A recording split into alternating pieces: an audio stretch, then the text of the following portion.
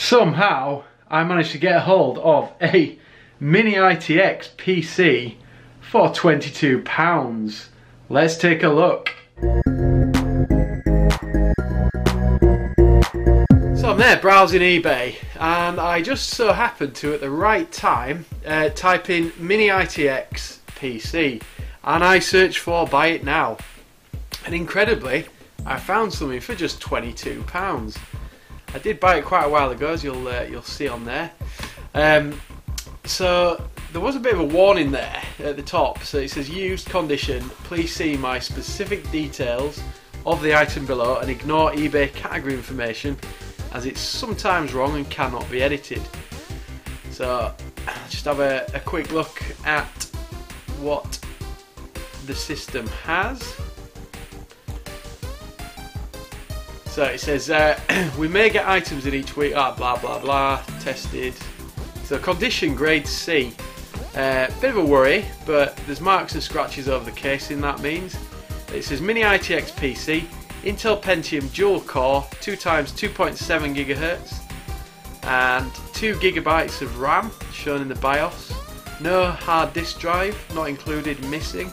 DVD rewriter, power's on but is untested as well. Do not install OS. So no operating system installed, boots to BIOS, all our PCs are wiped or blank, and it's buyer's responsibility to install everything, power cable included. So I purchased it, I thought grade C, never mind, might be able to do something with it, and I'm very impressed with what I got for the price. It was all a bit of a mystery just by looking at the description there, but I bought it anyway, so let's take a look. So here it is, the £22 Mini-ITX PC. So we'll just have a quick look around it, plenty of stickers on there. So on the back we've got power supply, we've got some areas where you could put expansion cards, but can't do that. So we've got I/O on the back, so as you can see no HDMI, which does suggest that the motherboard may be quite old. Based on the description though, we've got a Core 2 Duo processor in there, which yeah, that's not going to be a modern motherboard, but never mind. So what I'm going to do now is whip out my Poundland £1 screwdriver set and crack open the back.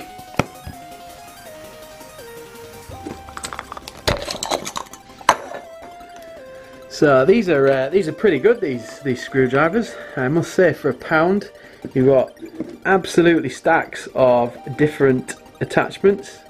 But yeah, available in Poundland if you live in the UK. I'm sure there'll be the equivalent in the States, a dollar store or something. So we use this bit here to take the top off the case, or side, depending on which way you look at it. So just looks like one screw holding that in place. So that's that out of there. Just slide the top off. And let's see what we've got inside. So we have, once it comes into focus, a power supply. So this is a model number FSP 220-60 PLA.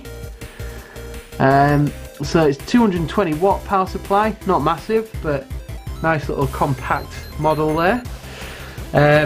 We've then got a DVD writer, so that is model SNS083. Yep, my eyes are still working correctly. Look inside the case, it looks like I've got an Intel stock cooler there, a few additional power cables, SATA power cables. So we'll, what should we do now? Let's take this this DVD drive out. So Poundland screwdriver to the rescue. We'll just unscrew there, and then unscrew the other screw, and this should slide out. Oh yeah, excellent. So we'll just take the cables out the back. Yeah, so we've got underneath, we've got an area for a 2.5 inch hard drive. which we may well add to this. So it did come with a warning that there is no hard drive installed and therefore no OS. That's not a problem. We've got 2 GB reported RAM in the, well, on the board. So if we just take those out, oh, we've got another clip here. I'll just leave that in for now. Just take the RAM out and see what we've got. If we can get it out, it's a bit tight in there with it being a Mini-ITX case. So we have, let's bring that into focus for you eventually. So we've got some crucial, yeah, one gigabyte of DDR3. So it's a DDR3 motherboard, very nice. And then I'm assuming this other stick that I'm pulling out now will be of a similar spec. Yes, so it is exactly the same. Fantastic, that's good news. Dual channel, hopefully. And then we've got just your usual business really. So if I just come around a little bit and we'll see if we can get the model number of the board. Don't think we can quite see it, but it's an Intel board. Now you do see a lot of Mini-ITX boards available on eBay for around about the price I paid for this. So they do have DDR3 slots, 2 of, and we can also put up to a quad-core CPU on here. That is speculative at this stage. I may be completely incorrect, but we'll see anyway. I'm just going to change over the head of my screwdriver, and I'm going to undo the CPU cooler so we can see what's underneath. Just find the correct head. There we go. So we'll just use this one once it comes into focus. We'll just do that single-handedly, out of shot, and then we simply unscrew. I don't even need to do what am I playing at here. I can just use my small fingers. So we turn counterclockwise on there, and eventually the cooler will come off. So stock cooler, stock paste as well, and underneath we have a Core 2 Duo processor, which I can't actually read off the top. It's 2.7 gigahertz dual core, so we should quite easily be able to identify that. Yeah, not really much else to look at. So it's nice to have the DDR3. I will in the description below tell you exactly which motherboard it is. But the really good thing about this is the fact that for £22 I've got a grade C Mini-ITX case. But when you actually look around it, there's a few scratches, etc. Like down here, there's a few scuff marks. There's a lot of stickers on there, which we saw before, but with a bit of a sand and a respray, it probably won't be that bad.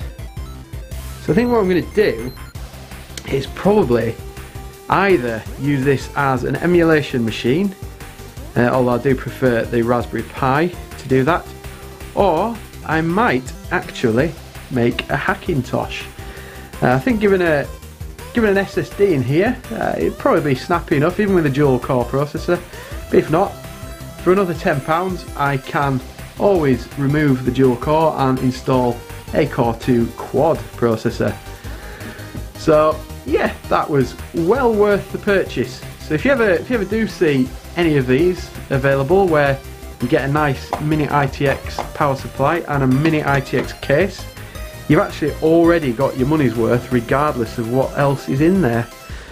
Just something I didn't point out on this motherboard, there is no PCI Express. I realise that some people might be thinking let's add a graphics card, but there is no PCI Express lane, so we can't do that, and there isn't USB 3 either.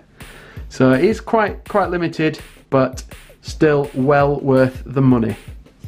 And that, my friends, is as far as we're going on this journey with this PC. I do want your input though. I would like you to tell me whether or not to upgrade the processor. I would like you to tell me whether or not I should put Windows 10 on there, or if I should put Linux on there, or if I should create a Hackintosh. Either way, I'm not too bothered. It's not an amazingly powerful PC, but I think we can get something out of it. But one thing I can't really do with it is gaming. Sadly, the lack of PCIe slot is holding us back for that. There's no AGP either, so no clever ideas of putting an old AGP card in there. So what do? You tell me in the comments below. Make sure you subscribe if you haven't already, and thanks for watching, and I'll see you in the next one. Cheerio!